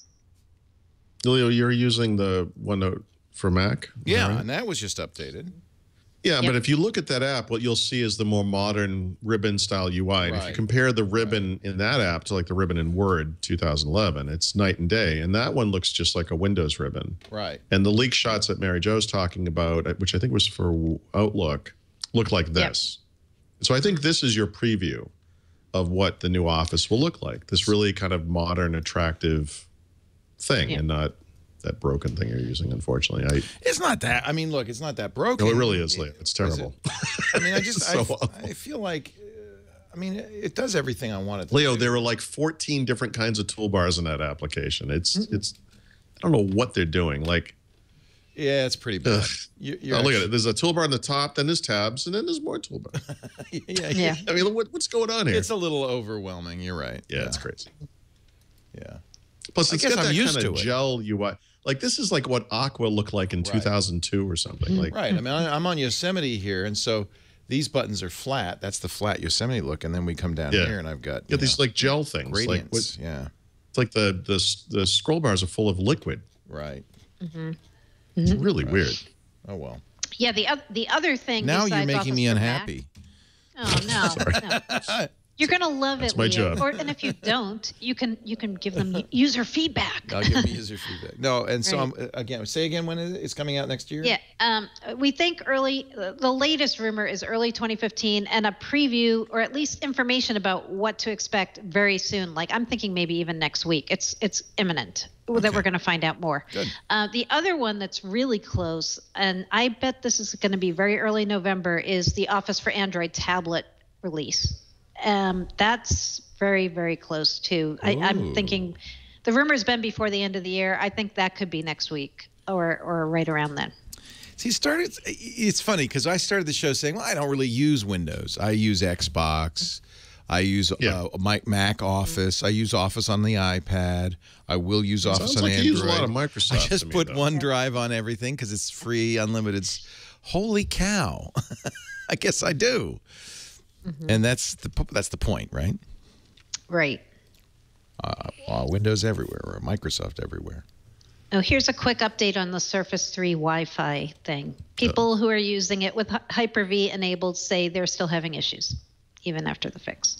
With Hyper-V, but you can just disable Hyper-V, right? Yeah. I believe the Hyper-V issue is going to be fixed in Windows 10. Microsoft had said, remember there was that connected standby problem if you enabled Hyper-V. Are there a lot of people using Hyper-V on Surface? I mean, there's not a lot of storage on Surface. Well, no, actually. I mean, some of them have 256 gigs of storage or more, maybe. I don't remember what the a lot of developers do, right? I think it's a pretty popular. I mean, Hyper-V is fairly common, and it's not unexpected that people would expect a Windows laptop to work like a Windows laptop. I mean, yeah. It's supposed to be your laptop replacement, right? Yeah. So you would use Hyper-V to run other versions of Windows on the Surface, or yes, to test things or whatever. You need it for the emulators if you're a Windows Phone or a Windows app developer. You do. Oh well, there you go. There you go. Yep. Windows Phone. Speaking of which. Microsoft. Yeah, we still have Windows Phone, don't we? Microsoft. Yeah, if my computer would respond, I would be able to. Okay, so AdDuplex, every month does their Windows Phone usage statistics study, and I kind of cover that every month. And it's very interesting, especially over time, to kind of track how things are going. But when you look at this, what you see is that the top of ranks of Windows phones worldwide, and mostly in the United States as well, all low-end phones. The one exception being the Nokia Lumia 920, which was that high-end phone from about 2 years ago. That was really, kind of their big breakthrough at the time, and maybe their last popular high-end phone, actually. The rest of this is just, it's all low-end goodness, It's last year's low-end phones, 520, 521, 625, 620, actually, too. And this year's low-end phones, 630, 635, et cetera. And people, I get it because I want one too. And people complain, especially in the United States, why haven't they given us a 920 replacement 2 years out, which makes sense, from a contracts perspective, which is an issue we have here in the U.S. Why haven't we seen a flagship since the Icon on any network? We haven't seen one on AT&T. It has literally been, it's a year now since the 1520 came out. It's a year plus since the 1020 came out. When are we going to get another PureView Wonder, phone, 41 plus megapixel, whatever? But, 95% of all Windows phones are Nokias, and the vast majority of popular Windows phones, vast majority. In fact, I would say of the phones that are being sold now, the only phones that are successful are the ones that are not high-end phones. And that's why. Yep. I'm hearing almost definitively no more flagship phones this year. Yeah. Yep. I wish they would just come out and say that. They could really. I know. No, that would be communicating it, even if it's bad news, would be appreciated because people are waiting. There are people literally going months to months saying, "I want to buy a new phone. Is there one coming?" That's why you say waiting. You don't want to pre-announce it if you're doing it, but if you're not doing it, that releases all those people because to buy they might else. go to an 830 or a 735 or whatever. Exactly. Whereas right now, they're thinking, I really want to get that next high-end phone. I know. But the 1520 is still good. It is. It's completely up to date, right? I would say, as far as running Windows Phone, that phone is top notch right now. Yeah. As far as the platform is, the hardware. Yeah. Yep. Okay. Yep. Icon, by the way, same thing. Icon, exactly in the same territory. Yeah. Well, except that we still don't have cyan on the Icon. Well, right. I mean, I just mean the hardware, not your wireless carrier. Yeah. But that's just worrisome, right? Yeah. Yeah, that's just worrisome. Yep. So, yep. Yep. I can't even keep talking about it because I just don't know what to tell people. Everyone's like, so when are we getting cyan? When are we getting denim on the Icon? And I asked Joe. I got to chat with Joe Belfiore here at the show, and he said, we don't know either. It's up to Verizon. And he said, keep on Verizon, guys. Just keep on them. That's the problem with these carriers. They're not. Yep. Did Joe say happy birthday to Paul? Did he say hi to my close personal friend Paul Thurrott and wish him a happy birthday? He definitely said that. See? Joe Belfiore? Yeah. I made fun of Joe's hair today on Twitter. Was it today? You did, so you're not his friend anymore. Oh, yeah. Dude. Someone needs to talk to that man. I can do it. I don't mind doing it. What's the problem? Is it the haircut? What is it? What's the problem? Leo, anyone who spends that much time on his hair is... It's a little odd. Yeah. It's his signature. It's his trademark. It has become his signature. Some of us wear green socks. Some of us have beetle haircuts. Leo, it's like wearing a blue shirt every time you're in a podcast. What kind of a loser? I'm wearing red today. Come on. By the way, it wasn't Joe that said happy birthday. It was Joe's hair, according to the chat room. Right. Yes. So you know. I love Joe, just to be clear. I love him. I say everything I say. I want to run my fingers through it because I'm just curious. Is it soft, silky, bouncy, full of body, or is it kind of limp and lifeless? It's hard to tell. I don't have that desire, but it's what can you ask him? I did not do that. Next time I did not do that when I saw him. Mary Jo, I just want to know. Question. Yeah. And you just ruffle his head. Yeah, I just want to know what hair products he uses. Would you ask him that for me? I'll ask him next time. Inquiring minds want to know. So as you probably have gathered, because I'm a very happy Xbox One customer. The only thing that's making me unhappy now is I signed up for the beta program, and I get updates every 5 minutes. It feels like I rushed home last night to watch the World Series, on that, and now I am not. Yeah, well, you're lucky. I almost feel like they figured out it was me or something because I got the first several, and then it's just gone. I came home last night to watch the World Series, and I can't say I watched my TV through it. Yeah. So, and it said, well, okay, but first update. Leo, okay, hold on a second. I'm sorry. I want to step back and focus on what you just said. Yeah. You said earlier, and I'm quoting as close as I can, that you do not use Windows, but then you just said, and again, as close as I can get as possible. Yes. I don't use Windows. You watch your TV through the Xbox One. Yes. Leo, you run Windows. I guess I do. So you rely on Windows. This is, in fact, a mission-critical application of Windows. Oh, good. Yeah. Right? Yeah. Because if that doesn't work, you're not watching the World Series. I loves it. That's right. Just saying. So, but, you know, and it's not, I think if you are not in the beta program, once a month you'll get an update. But they are large updates. They're hundreds of megabytes usually. Well, but if your Xbox is used correctly, if you will, you won't notice that. You'll just you'll come on. That's what bugs me. It doesn't do it automatically. Now, I guess that's because I'm in that beta program. Yeah, I'm in the preview. I'm not sure. See, I'm not on it anymore. And sometimes there's two. Yeah. And so it can be like 15 minutes before I can watch the World Series. So that's not okay. Not happy. No. But I have other TVs. I go to the living room, but I wanted to watch it in my den. On the other hand, I used Smart Glass to download Sunset Overdrive yesterday when it came out. And so when I got home, it was there, ready to go. I like that. That was fun. I still can't get. I keep going to the store to buy the Halo Master Chief Edition. I have to. They haven't put that on the store yet. Am I right? I'm not sure about that. You can pre-order it digitally, and I know you have an external hard drive, so you'll be all set because you need something like 45 I have a 3 terabyte hard drive. Kilobytes or whatever it's called of it's a storage. lot of kilobytes. I'll look at Smart Glass. I love that. Anyway, I'm just saying, I love my Xbox One. Wow. I really. A lot of cheerleading on this episode. About that. We're going to hear from this. We're going to hear about this. And now it's more affordable. But get it with Connect. Every time Michael comes in the room, it goes, bloop. Hi, Michael. It knows his face. By the way, so my son walks in the room and says, hi, Mark. And then the Xbox slows down. And so I told him, I said, here's what we're going to do. I'm going to tape a yellow tape on the floor over there. You cannot. This is going to be as close to me as you can get. If you need to get my attention, you can throw a paper airplane at me from over there. Why does it slow down? My Xbox is slow. Oh.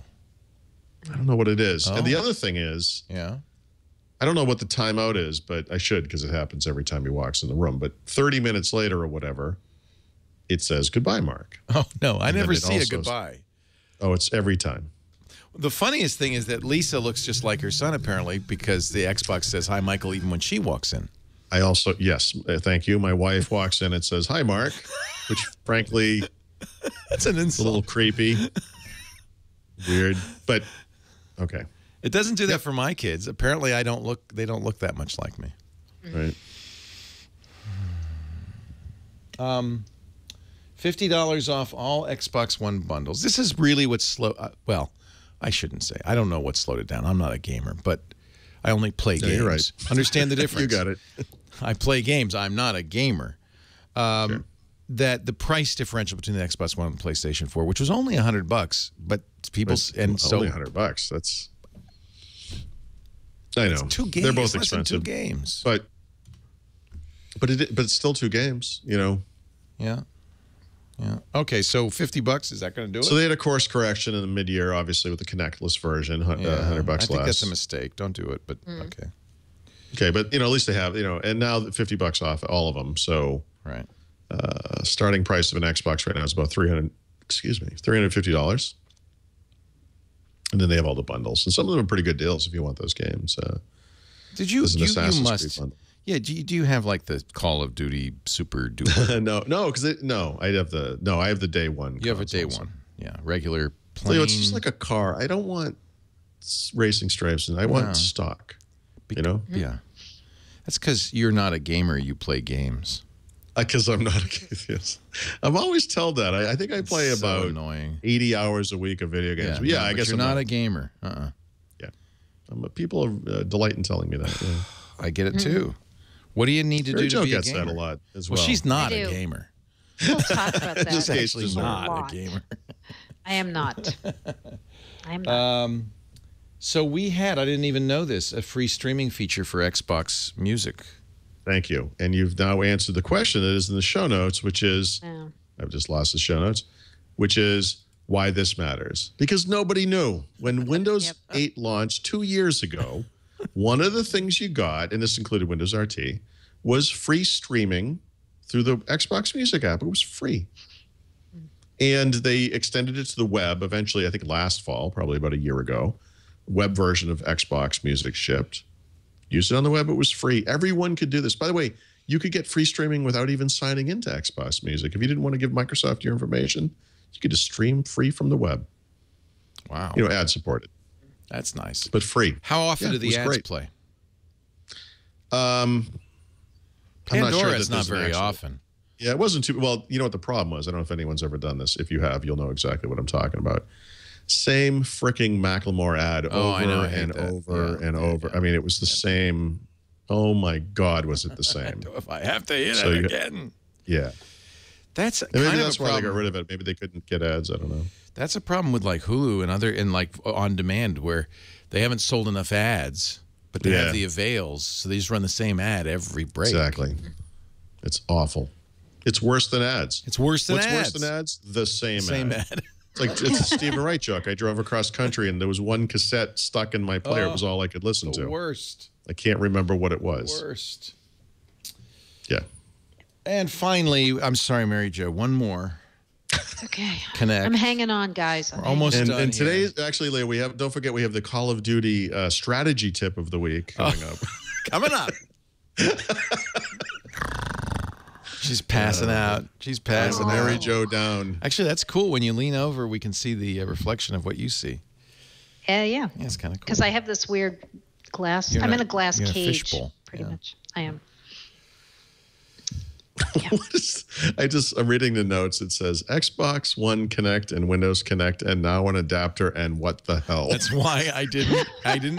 You notice, I read that and I thought, I don't know what he's going to talk about. And by the way, that is literally, I guess, how I intended that to read. I just said, what about the Connect, Paul? And I thought he'd take it from there. I shouldn't make myself laugh. That's probably true. That's pretty good. So there's an adapter kit for the Xbox One Connect that allows it to work for Windows. Is that right? Is that what we're talking here? I think it's the other way around. Oh. So it's an adapter for the Connect for the Xbox One Connect that lets it work with Windows. Right. Right. Yep. That's not what I said. Or as Microsoft would have described it just 2 months ago, an impossibility. Right. They said it wasn't going to be happening. We don't know how to do it. It can't. It can't work. Couldn't possibly work. Yep. Wow. It works. Well, but it is the issue before that the Windows Connect had a different field of view, but I thought that that was. But I don't think that's true anymore. So the Xbox, the Windows Connect V2, the one that is the Xbox One Connect, I believe is the Xbox One Connect with different wires. It's kind of the same. Basically, just USB. Yeah. So I don't even understand why this is needed. This allows you to take an Xbox One Connect and add it to Windows rather than buy the Windows version of Connect, which is the same Connect. It is the same. So there's no advantage. I didn't think it was. No. Oh, you think that's why? Yeah, I think the Windows Connect was. It looks the same, but it actually was built so that you can use it at a closer range. And well, that's what I thought. It's the Z axis. I think. What do I know about Connect, guys? Well, actually, you may know something I don't because I've been busting on this for the past week, and now that it maybe makes sense. I think it's slightly different product in terms of how it was designed, but yeah, I think. Here's an idea. Just make one Connect. Look it up. No, I mean, like, why? I mean, just make one. Well, I asked them. I said, so does this mean in the future there'll only be one Connect that will work with both? And they said, we don't have any comment on that. Okay. I don't know. I would think that would make sense, too. What I want now is an adapter that will let me use my Windows Connect with my Xbox One. Let that one. I have one other thing to mention on this, and then we're going to move on. Okay. So apparently developers can decide what's an achievement in a game, right? So Amazon streaming video gives me achievement every time I watch something. Are you serious? Yeah. Well, no, but there's still limits. Well, yeah, they stopped after like 6 episodes, but I was watching Transparent, which is fabulous, by the way. Great show. And I got rewarding people for sitting on the couch and doing nothing is not necessarily it's misunderstanding in the spirit of the word achievement. The fundamental concept here does seem odd, but yeah, I got an achievement for Leo got an achievement. Get busy living or get busy dying, and then that's for 1 episode, and then I got another one, totally bodacious. I don't know for These another. Are just made up. Yeah, this is crazy. Don't give me achievements for watching TV. It's not an achievement. It's kind of sad. Yeah, I get achievements for drinking beer, so I do. Right. Untapped, right. You get badges. If Amazon, somebody says, "Did they give you a bonus level?" Right, bonus episode. Bonus episode. I'd be worth it. In that case, I wouldn't complain. All right, let's take a break. We're going to come back and we got the back of the book. Mary Jo's got beer. We got picks. We got enterprise stuff. But first, a word from Braintree. I know that's a town down the road, Paul. Oh. The Braintree Mall. Is that where they are? No, I don't know. They must be in Mass, South Shore right? Plaza. They must be in Massachusetts. But they are, Braintree provides code for easy online payments. This is for mobile app developers. If you want to add online payments to your app, you should do what GitHub did. In fact, they were close partners with Braintree. What Uber does.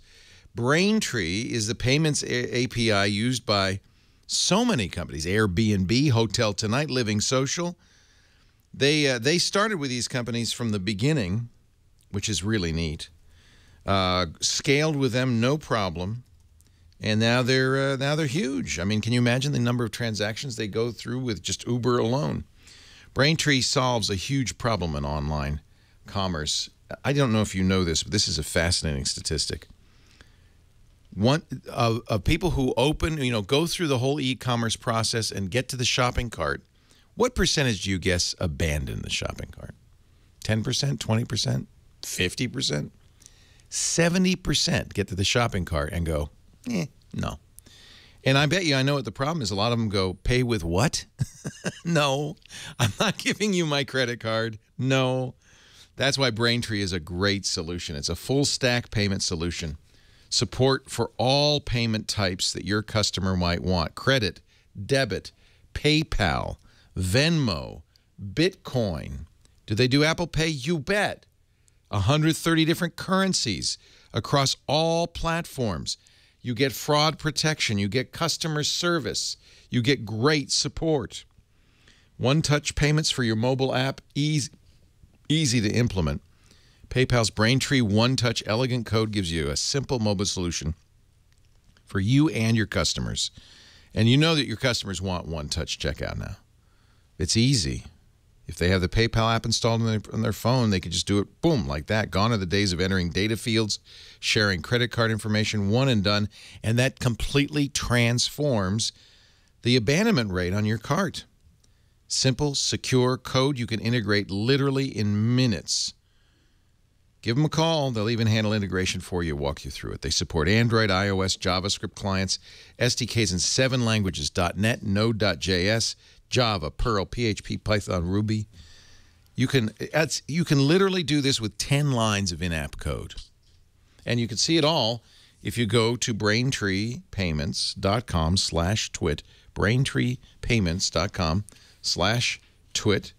You can look at the SDK. You can see how you would integrate it. You can look at the Apple Pay situation and how you incorporate that. I mean, this is so slick. It's the most secure way to pay. Your customers want it. Their customers want it. You yet never worry about fraud if you get hacked. Braintree has you covered. They use tokens for the secure payment info. This is what customers want. Credit card info is not passed to merchant server. This is a great solution. So if you want to do Apple Pay, if you want to do One Touch from Braintree with a PayPal interface, if you want to do pretty much any kind of payment, do what Airbnb and Uber and Hotel Tonight and Living Social and GitHub and so many more do. You can review the documentation at braintreepayments.com/twit, and there's a sandbox there, which is awesome, so that you can actually play with it and test your integration. Once you decide to implement One Touch, they've got a great deal for you. Your first $50,000 in transactions are fee-free, but you've got to go to BraintreePayments.com/twit. BraintreePayments.com/twit. And let us know what you think. Tweet at Braintree. They'd like to hear from you. In fact, say, hey, I heard about you on Windows Weekly, and I'd like to know more. That would make me, Paul and Mary Jo, very happy. They must be in Massachusetts, right? I mean, you got to be in Braintree if you're going to call yourself Braintree, Braintree, right? it sounds like, yeah. It's got to be. There's a town in the UK called Braintree also. Oh. Yep. I saw it this week. Well, right. Okay. Sure.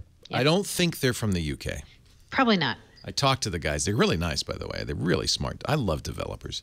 I think I'm a geek. I think I missed my calling. I should have been a programmer because I love just hanging out and talking to them. And you know what they love? Beer. So maybe you're a geek, too. Let's start with our software pick of the week from Mr. Paul Thurrott. By the way, Philippe Garcia tells me that what you're seeing from the Amazon Instant Video app is a challenge, not an achievement. And so the difference between a challenge and an achievement is you don't get gamer score points. But does it mean are they challenging me to watch more TV? Yeah. They're like time challenges, yeah. You know why? Because I watched like 5 episodes in one evening. Yeah. So you right, that would be the challenge, you know. Okay. So I just have to click on the link and see what I got for doing that. But I've got more important fish to fry, like downloading OneDrive. Yeah. So I don't have any tips this week, but I do have a bunch of software picks, which I'll burn through very quickly, unlike my Longhorn diatribe. OneDrive was the mobile app version of OneDrive was updated for both Windows Phone and for Android. The Windows Phone version got that thing that Android had previously, which was the ability to add multiple OneDrive for business accounts to the app. And so one app, which is kind of a neat thing. The OneDrive for Android app, I can't remember what the second improvement was, but the big one is widget support. And so, if you use a Windows Phone app, you can pin items inside of apps to your start screen. So, for example, in OneDrive, you might be able to pin a folder in OneDrive, so you can go right to that folder from the start screen. They give you that capability now on Android. They do it through widgets, which is an Android feature that's a little bit like a live tile. So that's kind of cool. Those are free updates. Obviously, if you have the app, you'll get it automatically. Microsoft also updated OneNote for Mac and iOS, and there's various features across those releases. The only one I can really remember off the top of my head is password protected sections are now possible to unlock and actually create passwords, I think, on iOS. But again, you'll get those for free just if you have them already. And then the biggest one this week for me in some ways is Fitbit for Windows Phone. I actually got early access to this a couple of weeks back and have been using the new version of the app. And there are 2 big things in this release. And then there's a Windows version coming soon too, by the way, if you have a Windows device. And those are background sync, which you actually have to go and enable in the app. It took me like 4 or 5 days to figure out why, to figure that out. But there's a switch in settings. You actually have to turn that on.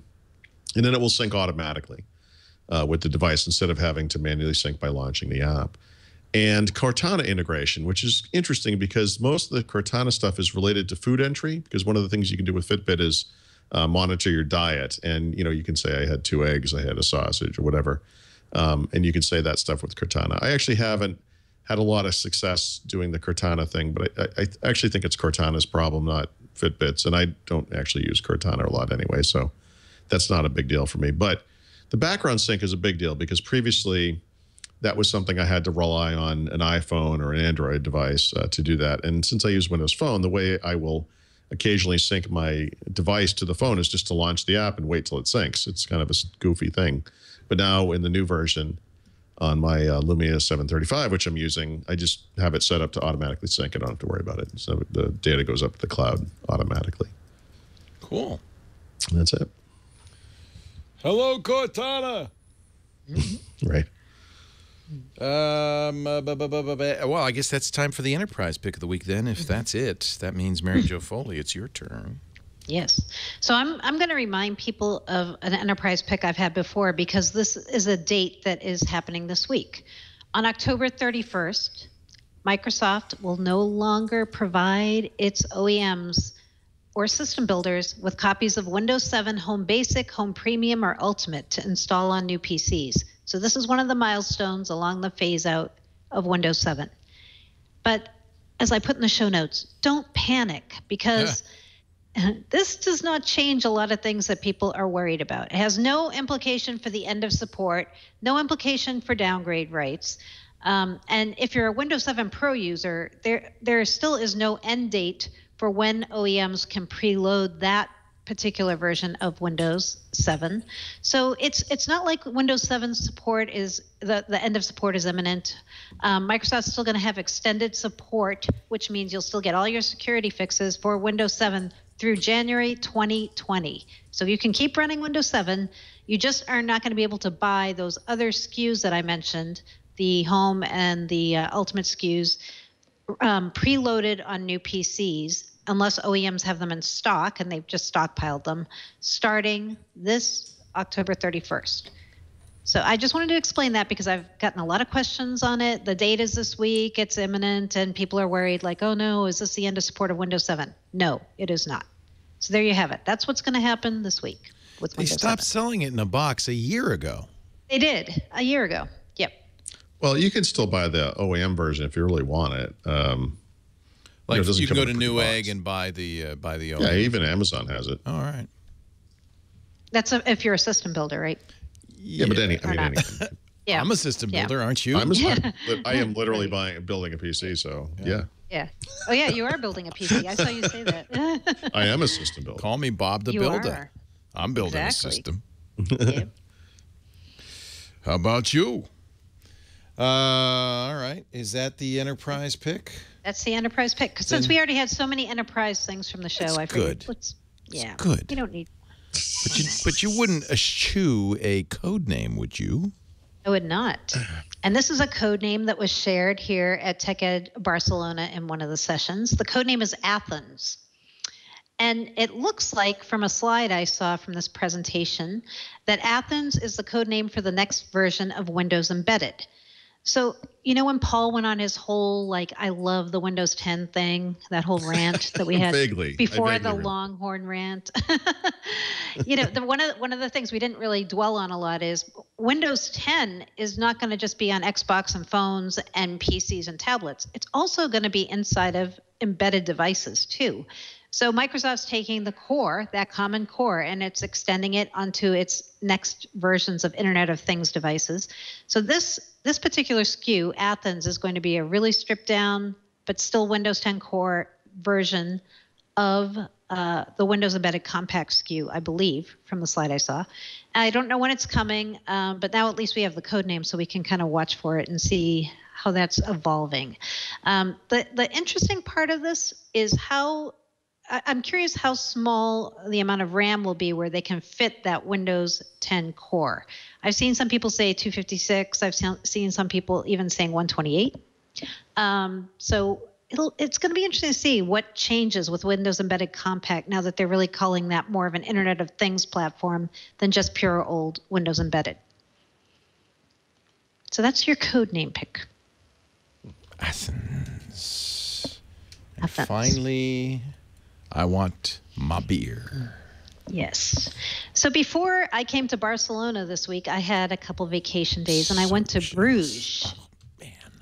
Good choice, especially for a beer drinker. Is it as beautiful as it looks in the movies? It is. Oh, have you ever seen that movie In Bruges? I have, where the gangster goes to Bruges. And it's so beautiful. Just like that. It looks like that with the canals and everything. Just like that. Yeah, man. It's beautiful. But there's only one brewery still active in the Bruges city limits, and it's called Half Maan, like half moon. I'm probably butchering the pronunciation on that. But I went on a brewery tour there, of course, and my favorite was called Straffe Hendrik Quad.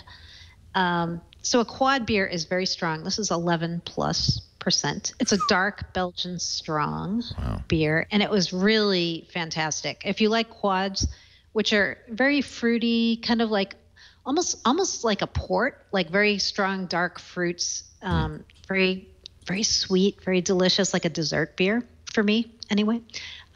This is a very, very good one if you can find it. Strafa Hendrik Brug's quadruple. It's From delicious. the half a moon. I actually, in Bruges, I bought a bunch of beer because I couldn't resist. And my whole suitcase now is full of beer. She I clanks. had to get another bag. She clanks when she walks.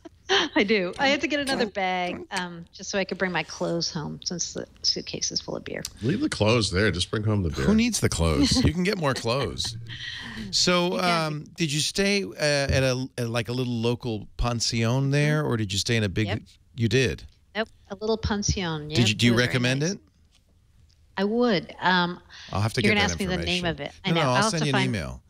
Yeah, 'Cause I would totally recommend. You know what I would it. like to do is Christmas in Bruges. Oh man, that would be so beautiful. Wouldn't that be gorgeous? I'm sure it's That would be. freezing. Yeah. It feels like it's like Santa Claus should live there.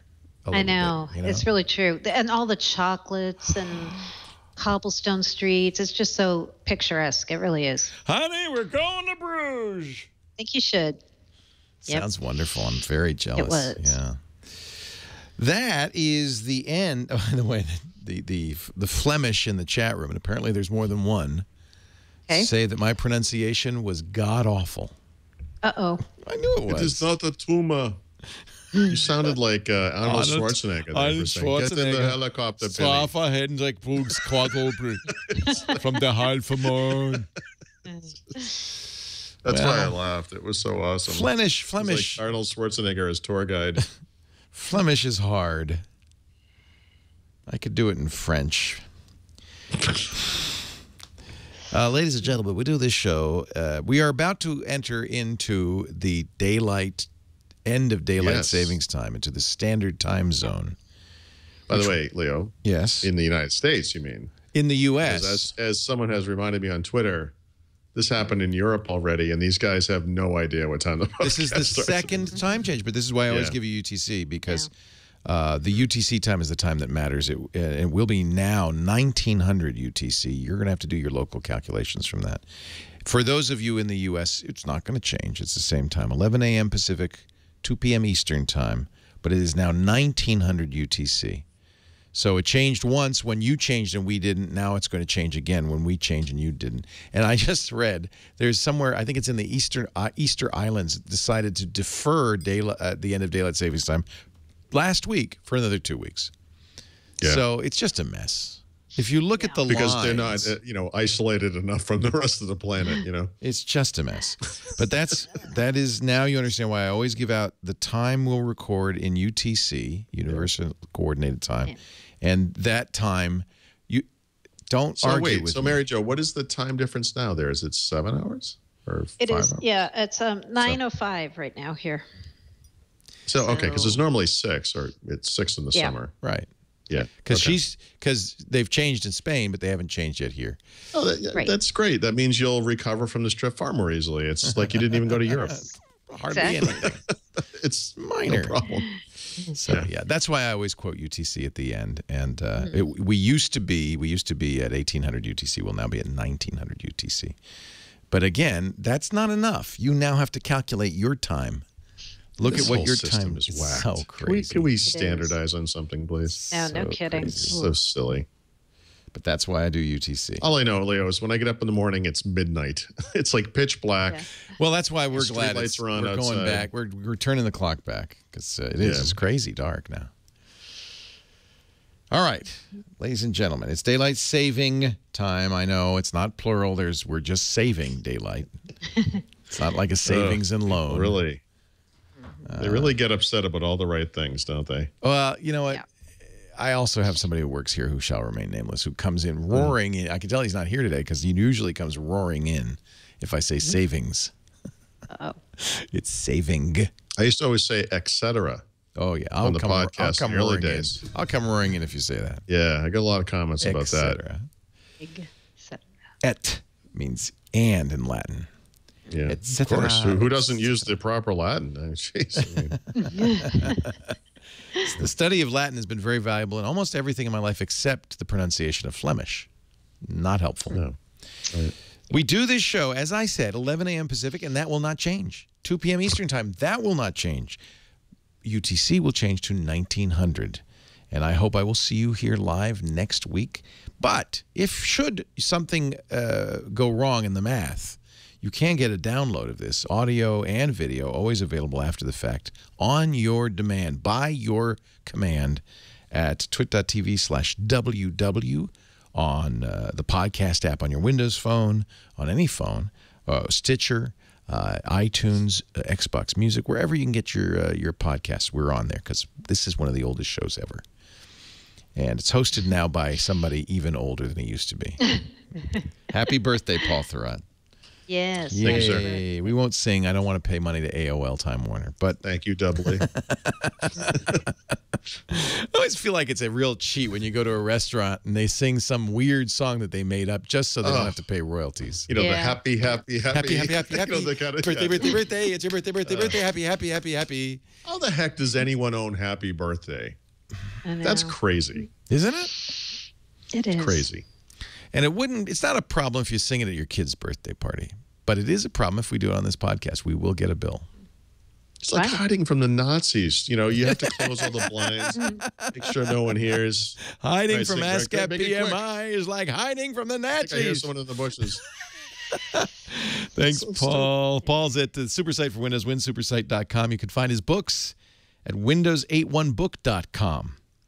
And I say books plural because he's got the field guide for Windows 8.1 Update 1. He's got all sorts of great stuff there. Music. You're working on the music book still, or is that done? Yep. Yeah, almost done. Almost. Good. And we also wipe out every reference to free streaming. That was horrific. global search and replace, my friend. Mary Jo Foley is at allaboutmicrosoft.com. That's where she keeps her ZDNet blog, and it is a great thing to read. I'm sincere when I say we're very fortunate to have these two because there's nobody with their finger on the pulse of Microsoft. Nobody knows more about what's going on. I think of it more as like hands on the neck. Finger on the pulse. Yes, but Thank you, Paul. Thank you, Mary Jo. We'll see you next time on Windows Weekly.